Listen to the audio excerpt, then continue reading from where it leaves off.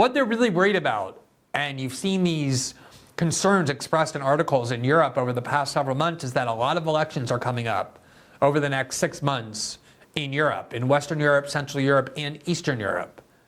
And there are a lot of parties and a lot of leaders seeing that Europeans, like Americans, are going against that war, and they are now running on a platform of opposing the war in Ukraine, of opposing further expenditures of national resources, weapons, and money to Ukraine. And they're petrified that this is going to start to happen, like it happened with Afghanistan. And there are a lot of sleepless people right now inside the CIA, inside Western intelligence agencies, and inside Kiev as a result of the election that just was held in Slovakia. Now, Slovakia is a small country. It's about 5 million people, but it's an extremely important country because it's situated right there in Central Europe. It was part of the Iron Curtain, the Warsaw Pact during the Cold War. It borders Ukraine. It's a country that was one of the first to stand up and say, we will support Ukraine in the war against Russia. And they sent symbolic but still important weaponry and money to fuel the war in Ukraine. And yet the national election was held over the weekend, and a former prime minister who long was identified as a leftist ran a more populist campaign where he centralized, among other things, the vow to cut off all future funding and support for the war in Ukraine, for Ukraine, on the grounds that their country can't afford it, that they would rather spend money on the lives of the people of Slovakia, not to fuel the war in Ukraine. And he won. He won the election. Here you see from AP on October 1st, the headline, a populist ex-premier who opposes support for Ukraine leads his leftist party to victory in Slovakia. Quote, a populist former prime minister and his leftist party have won early parliamentary elections in Slovakia, staging a political comeback after campaigning on a, quote, pro-Russian and anti-American message, according to complete results announced on Sunday. Former Prime Minister Robert Fico and the leftist Smer, or Direction, party had 22.9% of the votes, or 42 seats in the 150-seat parliament, the Slovak Statistics Office said. Public and exit polls predicted a tight race, but in the end, Fico won relatively big after his campaign, considered aggressive and the most radical of his career, attracted voters who favored the far right.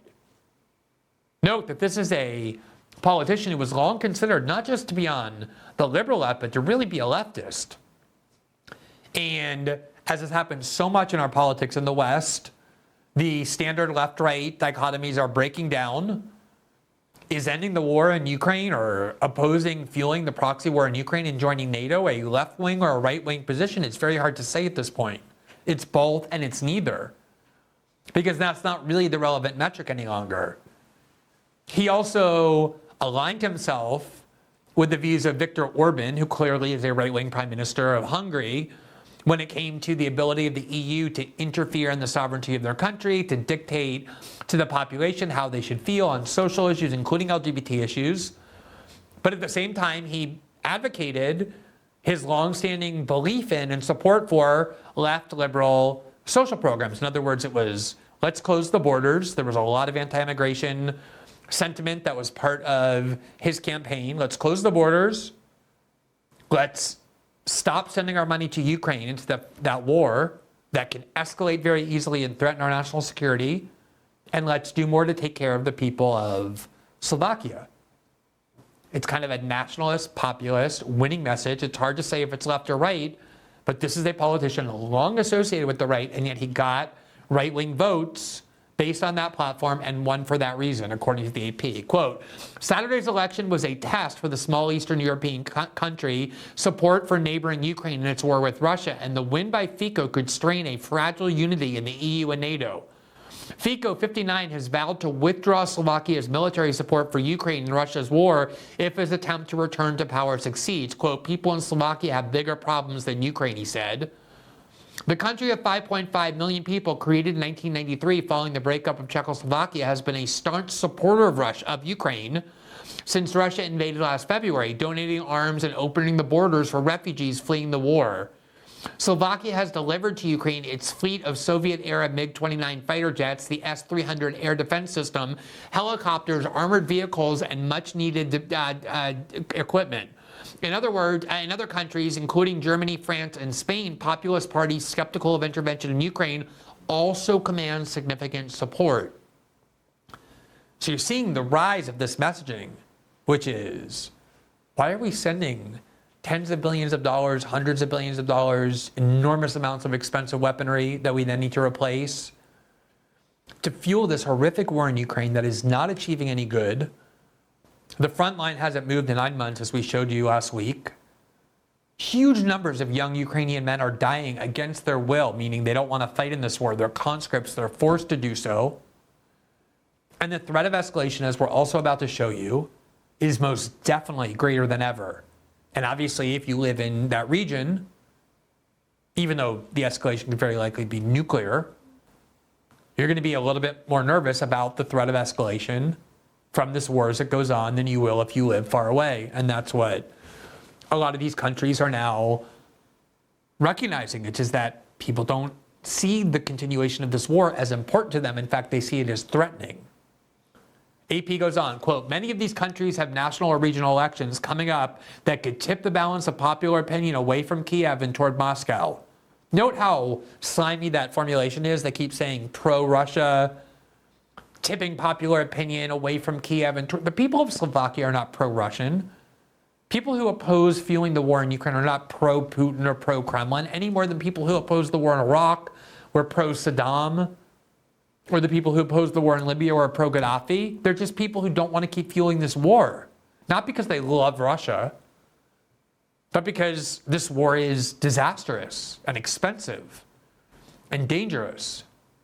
AP goes on, quote, another potential coalition partner, the ultranationalist Slovak National Party, a clear pro-Russian group, received 5.6% or 10 seats, making it even more likely that Fico is now going to form the majority coalition in the parliament and become the prime minister.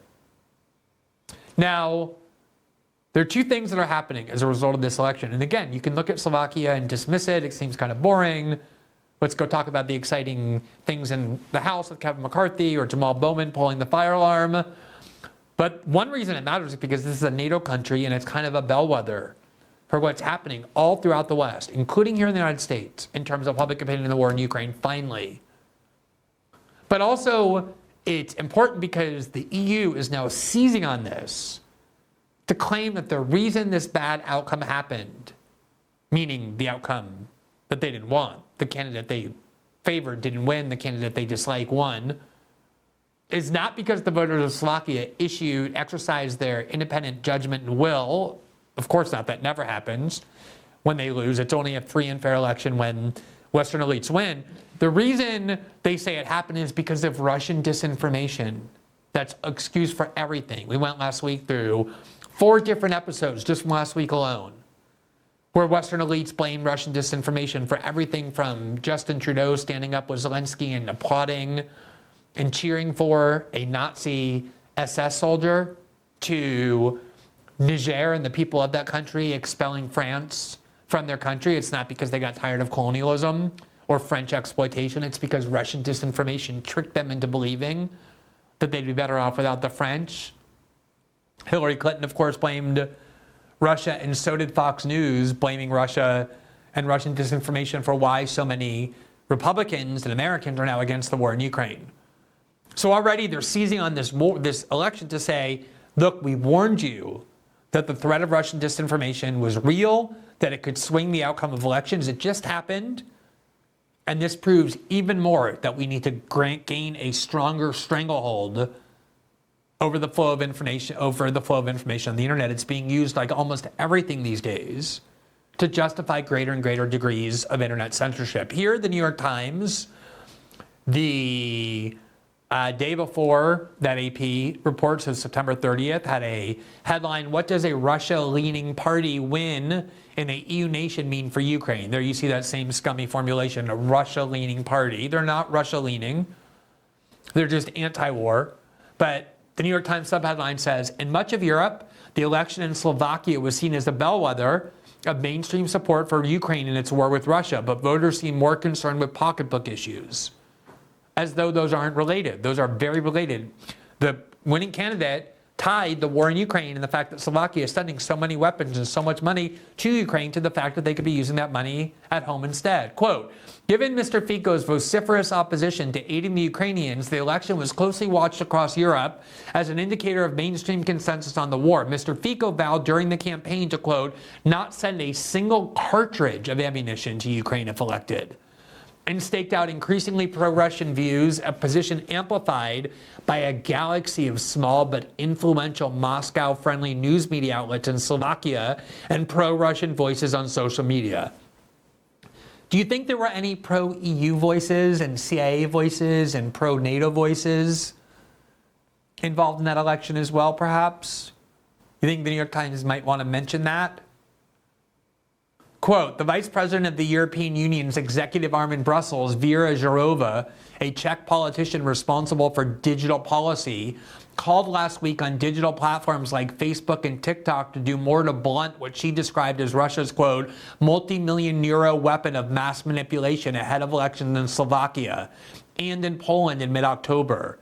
The Slovak vote, she said, was a, quote, test case for Russia's ability to influence voters' choices through online disinformation. Do you see what they're doing?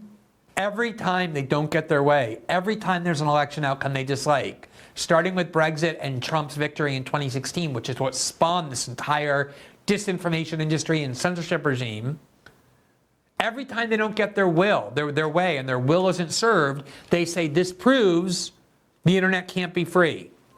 They have an all-purpose villain in Moscow they blame for everything. And they say that this endless flow of Russian disinformation, somehow Russia is fighting this existential war in Russia against every single Western power. And more than holding its own, it occupies close to 20% of Ukrainian territory.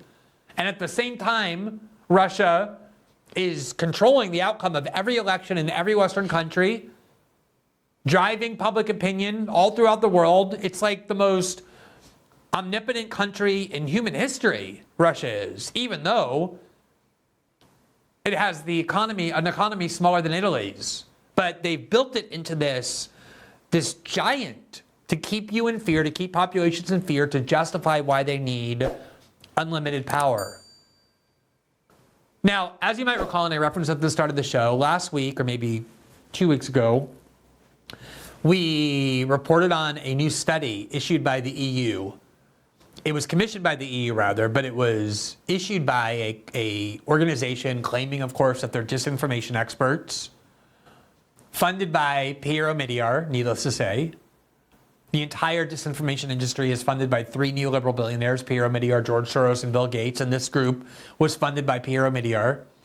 And the purpose of the study was to claim, and they announced it through the Washington Post, that the failure of Twitter principally, but also Google and Facebook, to censor insufficiently is allowing the flow of Russian disinformation more than ever before. And the EU's real purpose in issuing this study was to threaten first Twitter, which they know is more unpopular because of Elon Musk, but also Facebook and Google, that look, we have this new law in our hands. There you see the show we did on the screen. It was from September 6th. We have this new law in our hands called the Digital Services Act, and it is one of the most powerful censorship laws in the world. And because we can prove that Russian disinformation is overflowing the internet because you're not censoring enough, we're going to start using this law with greater aggression to force you to censor more and more. And they're using the example of what happened in Slovakia, the election outcome they lost, as proof of how necessary it is that they do so. Thanks for watching this clip from System Update, our live show that airs every Monday through Friday at 7 p.m. Eastern, exclusively on Rumble. You can catch the full nightly shows live or view the backlog of episodes for free on our Rumble page. You can also find full episodes the morning after they air across all major podcasting platforms, including Spotify and Apple. All the information you need is linked below. We hope to see you there.